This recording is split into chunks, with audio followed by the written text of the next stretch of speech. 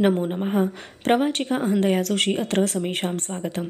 एषा कथा श्रीमान योगी पुस्तकात उद्धृता अस्ति।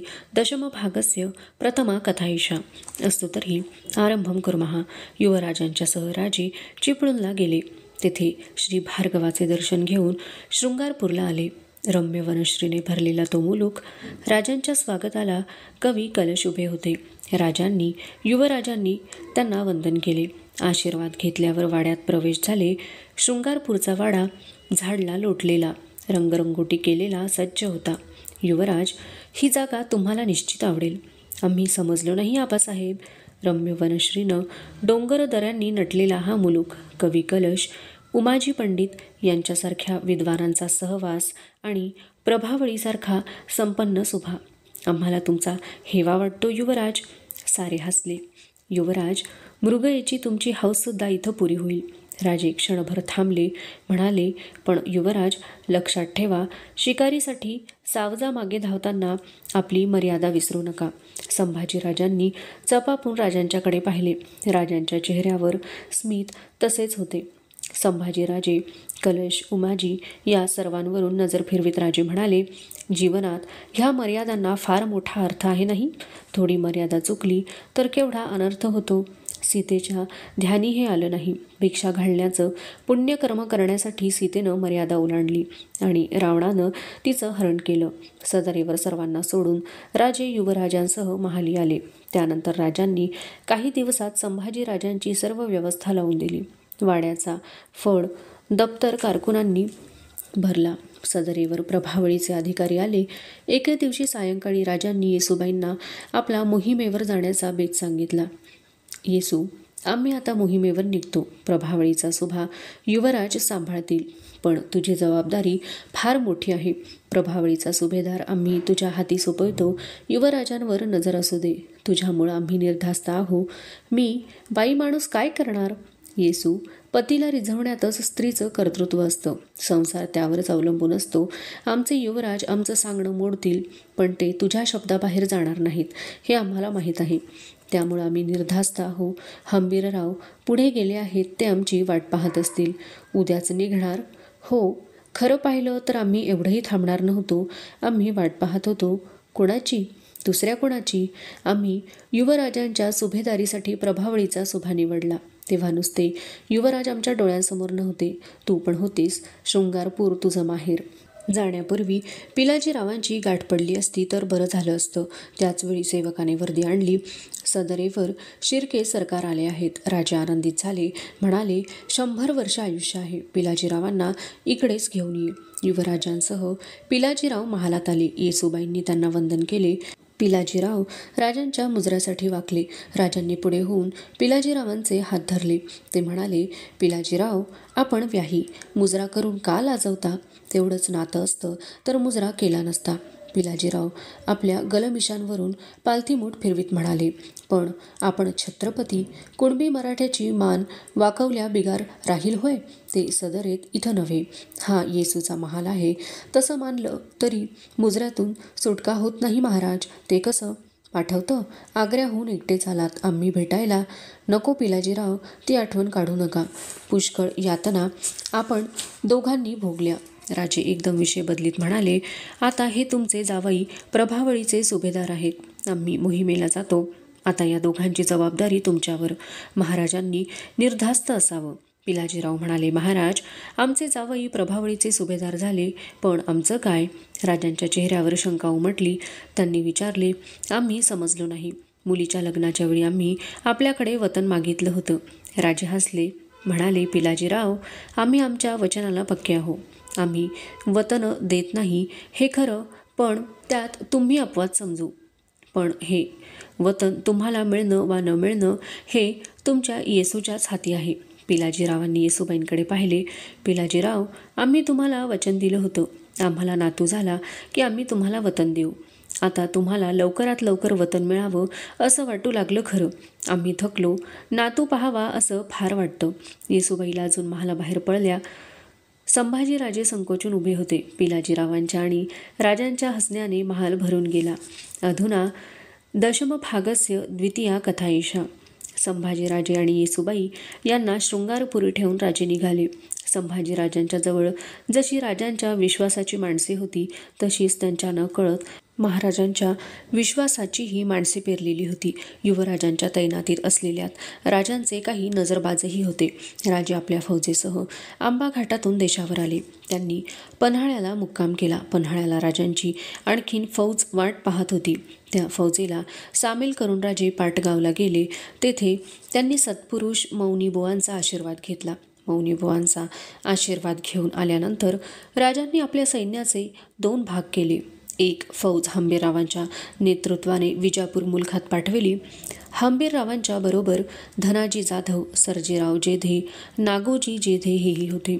हंबीरराव फौजेसह विजापूर भागात घुसले आणि राजे आपल्या फौजेनिशी साताऱ्याजवळील निमसोड मायणी गावावरून भागानगरकडे निघाले. आदिलशाहीत दरारा उत्पन्न करीत लूट मिळवीत हंबीरराव जात होते. त्यामुळे हंबीररावांच्या फौजेकडे आदिलशाहीचे लक्ष लागले होते.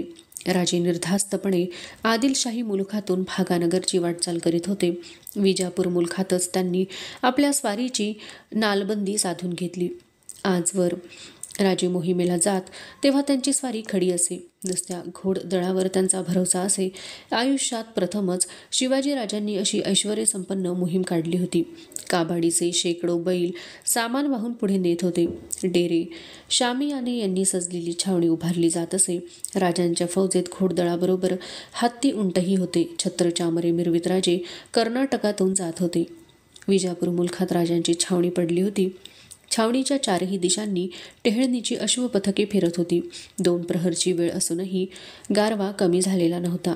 राजांच्या डेऱ्याभोवती कडेकोट पहारे उभे होते. राजे आपल्या छावणीची पाहणी करून डेऱ्यात परतले होते. राजांच्या जवळ बाळाजी आवजी, येसाजी कंक, रघुनाथ पंत ही मंडळी बसली होती. राजे मनाने बेचैन होते. तुंगभद्रेच्या उत्तर तीराजवळचा दक्षिणेचे द्वार समजला जाणारा कोप्पलचा किल्ला अत्यंत प्राचीन होता. त्या किल्ल्यावर हुसेन खान व अब्दुल रहीम मियाना हे 2 पठाण बंधू अधिकारी होते. त्यांच्या जुलमाच्या वार्ता राजांनी ऐकल्या होत्या. त्या पठाणांचा पाडाव करण्याची आज्ञा राजांनी हंबीररावांना केली होती. हंबीररावांनी कोप्पलकडे धाव घेतल्याचे राजांना कळले होते, पण त्या स्वारीचे काय झाले हे राजांना कळले नव्हते. त्यामुळे राजे बेचैन होते. सायंकाळच्या वेळी एक स्वार मराठा छावणीत दाखल झाला. राजे छावणीतल्या घोडदळाची पाहणी करीत होते. तेथे बाळाजी आले. महाराज, हंबीररावांकडून स्वार आला आहे. काय बातमी? राजांनी उत्सुकतेने विचारले. हंबीररावांनी विजय संपादन केला. हंबीरराव चालून येतात हे कळताच हुसेन खान मियाना लढाईच्या तयारीनं बाहेर पडला. गदग प्रांतातील येलबुर्वा गावी दोघांची गाठ पडली. मोठ्या तर्फेचं युद्ध झालं. हुसेन खानाचा पाडाव झाला. या युद्धात 2000 घोडी, 12 हत्ती, अनेक उंट, बिचाईत खजिना आणि महीन कापड सापडलं. सर्व संपदा घेऊन हंबीरराव आपल्या फौजेनिशी इकडे येत आहेत. ती बातमी ऐकून राजांना फार आनंद झाला. राजांच्या शेजारी उभे असलेले सूर्याजी, येसाजी यांच्या चेहऱ्यांवर विजयाचे हास्य विलसले. राजांची नजर बाळाजींच्याकडे गेली, पण बाळाजींच्या चेहऱ्यावर तो आनंद दिसत नव्हता. राजांचे मन चरकले. ते म्हणाले, बाळाजी, एवढा विजय संपादन केला, पण तुम्ही स्तब्ध का? महाराज, हुसेन खानाशी झालेल्या युद्धात पराक्रमाची शर्थ करून नागोजी जेधे कामी आले. राजांना धक्का बसला. सर्जेराव जेध्यांच्या बरोबर नागोजी आणि धनाजी जाधव ही 2 तरुण पोरे गेली होती. नागोजी जेधे गेले यावर राजांचा विश्वास बसत नव्हता. बाळाजी सांगत होते, हुसेन खान मियानाचा जेव्हा मोड झाला तेव्हा मियानाचा हत्ती बगल काढून पडू लागला. ते पाहताच नागोजीनं हातातला भाला पेलीत आपला घोडा सरळ हत्तीला भिडविला. नागोजीचा भाला सुटला आणि त्यानं बरोबर हत्तीच्या गंडस्थळाचा वेध घेतला. पळून जाणारा हत्ती माघारी वळला. हौद्यात बसलेल्या हुसेन खानानं त्वेषानं नागोजीवर बाण सोडला. दुर्दैवानं बाण वर्मी लागला. मस्तक भेदून बाण हनुवटीजवळ बाहेर पडला. सर्जेराव जवळच होते. बाण काढताच नागोजीराव निघून गेले. अरे रे! राजे कळवळले. नागोजी पडलेला पाहताच धनाजी जाधवरावांनी मियानाचा हत्ती वेढला. मियानाला हौद्यातून खाली खेचला. हुसेन खान मियाना गारद झाला. धनाजींनी पठाणांची एकच लांडगे तोड केली. बाळाजी थांबले. तो पराक्रम ऐकून राजे भारावले. ते उद्गारले, निर्भीड विजय मिळतच नाही का? सदैव त्याला दुःखाची झालर लावावीच लागते का? राजांचे मन कशातच लागणे शक्य नव्हते. पागेची पाहणी रद्द करून ते आपल्या डेऱ्याकडे गेले. दुसऱ्या दिवशी सकाळपासून हंबीररावांची फौज छावणीवर येऊ लागली. लुटलेली संपत्ती तळावर आली. 2000 घोडी, हत्ती, लुटीचे सामान पाहण्यासाठी साऱ्या छावणीने गर्दी केली. राजे आपल्या डेऱ्यात बसले होते. येसाजी कंकाने हंबीरराव येत असल्याची वर्दी आणली. हंबीरराव आले. त्यांनी राजांना मुजरा केला. हंबीरराव, आम्ही तुमचा पराक्रम ऐकला, समाधान वाटलं, पण नागोजींच्या बातमीनं आम्ही कष्टी झालो. हंबीरराव अदबीने म्हणाले, युद्ध तर्फेचं झालं. नागोजींनी पराक्रम थोर केला. सर्जेराव आणि धनाजी आपल्या दर्शनासाठी आलेत. राजे दचकले. ते उठून उभे राहत म्हणाले, सर्जेराव गावी गेले नाहीत? जे नाही. नागोजी पडले. त्यांचं दहन झालं. नागोजींच्या पत्नी गोदूबाई नागोजी पडल्याचे ऐकताच कारी गावात सती गेल्या. ती बातमी समजताच मी सर्जेरावांना कारीला जाण्याबद्दल सांगितलं, पण त्यांनी ते मानलं नाही. जेधे घराण्यातला कोणीही पुरुष मोहिमेतून माघारी फिरला नाही असं ते म्हणाले. जेध्यांना बोलवा. हंबीरराव डेऱ्याबाहेर गेले. काही क्षणातच राजांची पावले डेऱ्याच्या प्रवेशद्वाराकडे वळली. राजे उभे होते. त्यांची नजर समोरून येणाऱ्या जेध्यांवर खेळली. ताठ मानेने सर्जेराव येत होते. डोक्यावर मावळी, कंगणीदार पगडी, अंगात गुडघ्यापर्यंत आलेला अंगरखा, पायात चोळणी असा त्यांचा वेश होता. पाठीला ढाल आणि कमरेला शेल्यात खवलेली तलवार. कट्यार होती. आपल्या गलमिशांवरून पालथी मूठ फिरवीत ते येत होते. राजांच्याकडे लक्ष जाताच सर्जेरावांचा उसना आवेश निघून गेला. त्यांचा मिशांवरचा हात खाली आला. ताठ मान झुकली. राजे भरभर पावले टाकीत सर्जेरावांच्याकडे निघाले. सर्जेराव मुजऱ्यासाठी वाकले आणि राजांनी काही न बोलता एकदम सर्जेरावांना मिठीत घेतले. सर्जेरावांच्या मागून येणारे धनाजी, हंबीरराव ते दृश्य पाहत होते. राजांच्या आजानुबाहू हातांची पकड सर्जेरावांच्या पाठीवर होती. कंप पावणारी ती बोटे सर्जेरावांच्या पाठीवरून फिरत होती. मिठी सैल पडली तेव्हा दोघांच्याही डोळ्यात अश्रुगोळा झाले होते. राजांनी सर्जेरावांचा हात धरला आणि ते डेऱ्याकडे जाऊ लागले. राजांनी त्यांना आपल्या शेजारी बसविले. सर्जेराव संकोचले. सर्जेराव, संकोच करू नका. लढाईत नागोजी कामी आले. सून सती गेली, पण मोहीम न सोडता तुम्ही आलात. तुमच्या निष्ठेपुढं आमची गर्दन हमेशा झुकलेली असेल. राजे, काय बोलता? दौलतीच्या चाकरीत पराक्रम करून पोर निघून गेला. त्याचं सार्थक झालं. बापाच्या अगोदर पोरानं संधी मिळवली आणि स्वारी सोडून मी कसा जाऊ? सर्जेराव, तुमच्या धीराचं मोल कसं करावं? बाळाजी, सोन्याच्या मोलाची ही माणसं. त्यांचं मोल सोन्याच्या तोड्यानं होणार नाही. रायगडी जाताच या प्रसंगाची आठवण म्हणून दरवर्षी 1 शेर सोनं द्यायची मोहीम करा. आम्ही परत जाऊ तेव्हा स्वतः कारीस जाऊन मातोश्रींचं समाधान करू. धनाजी जाधवांच्या पराक्रमाचे कौतुक करून राजांनी सरफराजी केली. अधुना दशमभागस्य तृतीया कथा एषा. हंबीरराव येऊन मिळाल्यामुळे छावणी वाढली होती. राजांच्या फौजेत 30,000च्या आसपास घोडदळ व 20,000चे पायदळ होते. राजे मजल दर मजल करीत भागानगरच्या विलायतेत आले. भागानगरचा मुलूख लागताच राजांनी आपल्या सैन्यास सक्त ताकीद दिली की येथे प्रत्येक गोष्ट पदरच्या पैशाने विकत घ्यायची. वाटेतील लोकांस काडीचाही उपद्रव लागता कामा नये. सुरुवातीलाच या हुकुमाविरुद्ध जे वागले त्यांना राजांनी क्षमा केली नाही. गुन्हेगारांच्या गर्दना मारून जाप्ता बसविला आणि दर मजलीस खुश खरेदी सर्व पदार्थ घेत राजे भागानगराकडे जाऊ लागले. शिवाजी भागानगरास येत आहेत या बातमीमुळे भागानगरच्या नागरिकांची उत्सुकता वाढली होती. कुतुबशहाच्या मनात मात्र राजांच्याबद्दल भीती वाटत होती. त्यांच्या दरबारचे राजांचे वकील प्रल्हाद निराजी व खुद्द कुतुबशहाचे वजीर मादण्णा यांनी शपथक्रिया करूनही कुतुबशहाचे समाधान झाले नव्हते. पण राजे आपल्या मुलुखात येऊनही लुटालूट करीत नाहीत ही बातमी जेव्हा ऐकली तेव्हा कुतुबशहाला धीर आला. रिवाजाप्रमाणे शिवाजी राजांना 4 गावे सामोरा जाण्यास तो तयार झाला. राजांचे स्वार खलिते घेऊन भागानगरकडे दौडत होते. छावणीवर दररोज खलिते येत होते. राजांना खुद्द तानाशहा सामोरा येणार हे कळताच राजांनी आण घालून पातशहास कळवले की तुम्ही न येणे आपण वडील भाऊ, आपण पुढे न यावे. राजांच्या त्या निरोपाने पातशहा संतुष्ट झाला. आपण स्वागताला जाण्याचे राजांच्या इच्छेनुसार रद्द करून कुतुबशाहीचे वजीर मादण्णा पंत व अक्कण्णा पंत यांना सामोरे पाठवण्याचे त्याने ठरवले. राजे भागानगराकडे जात होते. भागानगर 2 गाव राहिले असता मादण्णापंत सामोरे येत असल्याची वर्दी आली. उन्हाची वेळ असूनही हवेत गारवा होता. राजांच्या पुढे पाठीमागे अश्वदळ चालत होते.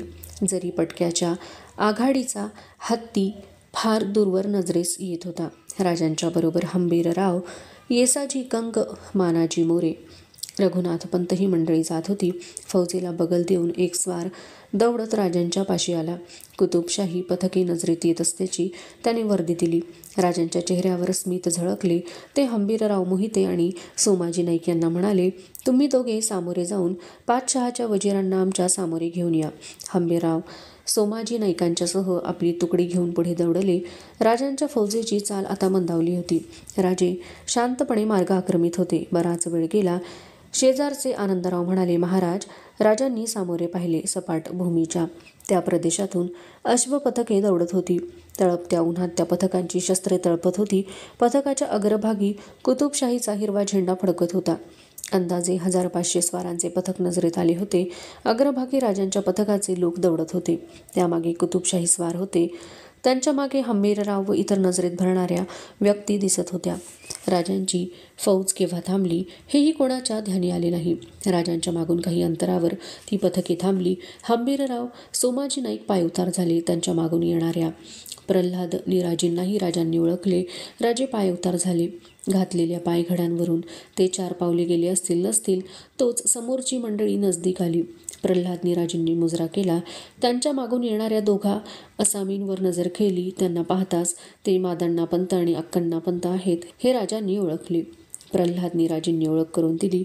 महाराज, कुतुबशाहीचे वजीर मादण्णापंत आणि त्यांचे बंधू अक्कण्णापंत आपल्या स्वागतासाठी आले आहेत. राजांची नजर मादण्णापंतांवर खेळली. मस्तकी दक्षिणी पगडी, रेशमी अंगरखा व धोतर परिधान केलेले मादण्णा अक्कण्णा राजांच्याकडे पाहत होते. मादण्णांच्या रुंद कपाळावर गंध रेखाटले होते. चेहरा सतेज आणि डोळे पाणीदार होते. उजवा हात छातीवर ठेवून मादण्णापंत नतमस्तक झाले. छत्रपतींचा विजय असो. छत्रपतींची पावलं भागानगरला लागतायत याचा आलमपनाहांना परमहर्ष आहे. खुद्द जिल्हे सुभानी आपल्या स्वागतासाठी येणार होते, पण आपल्याच विनंतीनुसार त्यांना आपल्या मनाला आवरावं लागलं. पातशहांचा वतीनं मी या भूमीत आपला इस्तकबाल करतो. ही भूमी आपल्या शत्रूचं पारिपत्य करण्यात जशी मशहूर आहे तशीच आपल्या मेहमानांच्या पुढे जीवाच्या पायघड्या घालण्यातही मशहूर आहे. अजाणतेपणी काही कसूर घडली असल्यास माफी असावी. मादण्णांची नजर वर झाली. राजे पुढे झाले. त्यांनी मादण्णांचे हात प्रेमाने हाती घेतले.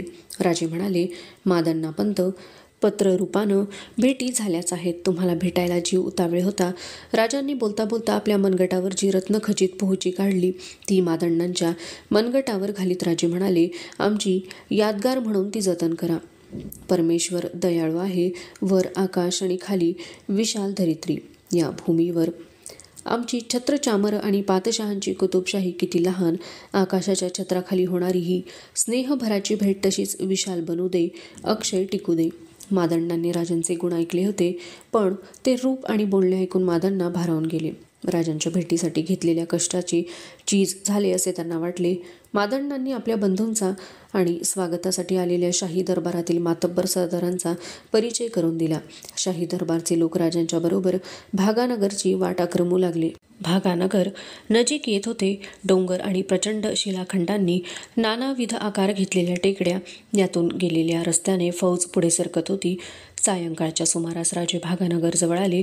तिरप्या सूर्यकिरणात उभ्या असलेल्या त्या वैभवसंपन्न नगरीचे दूरदर्शन राजांना घडले. भागानगरलगतच विस्तीर्ण माळावर राजांच्यासाठी छावणी उभारलेली होती. छावणीत मध्यभागी उभारलेल्या डेऱ्यावर सुवर्ण कळस चकाकत होता. राजांच्या वास्तव्याचे ठिकाण दर्शवणाऱ्या त्या डेऱ्यावर भगवा ध्वज फडकत होता. छावणी दायरेकार पद्धतीची होती. छावणीचे रस्ते सुबकपणे एका रेषेत आखले होते. पुढे गेलेल्यांनी छावणीची व्यवस्था हाती घेतली होती. पहारे उभे राहिले होते. राजांनी छावणीत प्रवेश केला. मध्यभागीच्या डेऱ्याभोवती वर्तुळाकार छोटे डेरे उभारले होते. त्यांच्या लगतच मोठ्या तंबूंचे वलय होते. त्यानंतर राहुट्यांची वलय ठेवली होती. छावणीच्या 4ही बाजूंना सायवान डेरे उभारलेले होते. त्याखेरीज पिलखाना व कामकरी लोकांच्या जागा निराळ्या होत्या. भागानगर शेजारी एवढी ऐश्वर्यसंपन्न छावणी आजवर पडली नव्हती. राजांचा डेरा ऐश्वर्यसंपन्न होता. भारी बिछायतींनी गालिचांनी त्याचे ऐश्वर्य वाढलेले होते. कनोजी धुपाचा मंद सुगंध सर्वत्र दरवळत होता. राजांनी मादण्णांसह डेऱ्यात प्रवेश केला आणि तोफेचा आवाज उठला. राजे सुरक्षितपणे छावणीवर आल्याचे साऱ्या भागानगरला कळून चुकले. राजांनी मादण्णापंत, आकण्णापंत, शाही दरबारचे मनसबदार या सर्वांचा यथोचित सन्मान केला. निरोपाचे विडे दिले. सूर्यास्ताच्या आधी राजांची छावणी स्थिर झाली. रात्र हळूहळू छावणीवर उतरू लागली. गोवळकोंड्यात आपल्या महालाच्या सज्जावरून तानाशहा राजांची 50,000ची छावणी पाहत होता. छावणीवर हजारो टेंभे जळत होते.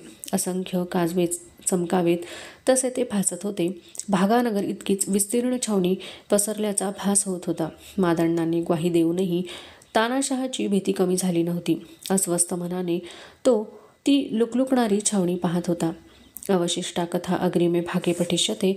अस्तु तर्हि पुनर्मिलामः. तावन् मङ्गलं भूयात्, शुभं भूयात्. नमो नमः. धन्यवादः.